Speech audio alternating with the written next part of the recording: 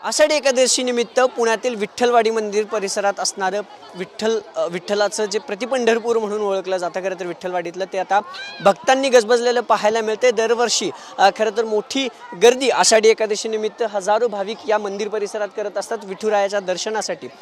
जे खरं तर मंदिर आहे ते आकर्षक विद्युत रोषणाईने सजवलेलं पाहायला मिळते।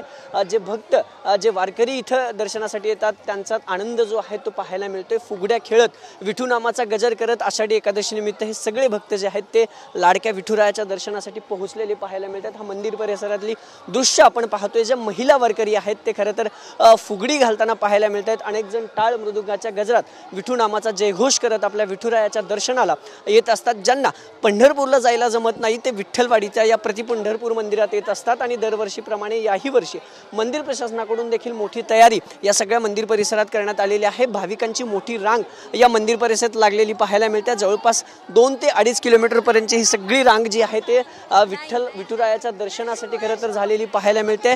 पूर्ण मंदिर परिसर आज भक्तांनी गजबजलेला पाहायला मिळते। मंदिराला देखील आकर्षक विद्युत रोषणाई फुलांची सजावट जी आहे ती करण्यात आलेली आहे। दरवर्षी मोठी तयारी खरं तर आषाढी एकादशी निमित्त या मंदिर परिसरात केलेली असते आणि दरवर्षीप्रमाणे याही वर्षी भक्तांनी हा सगळा मंदिर परिसर जो आहे तो गजबजलेला पाहायला मिळतोय आणि आज दिवसभर भक्तांची मोठी मांदियाळी या विठ्ठलवाडी मंदिराच्या प्रतिपंढरपूर मंदिराच्या परिसरात असलेली पाहायला मिळते।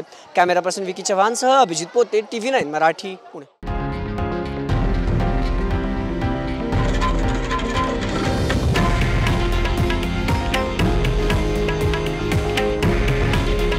हे आहे देशातील नंबर 1 न्यूज नेटवर्क आणि आपण पाहत आहात TV9 मराठी।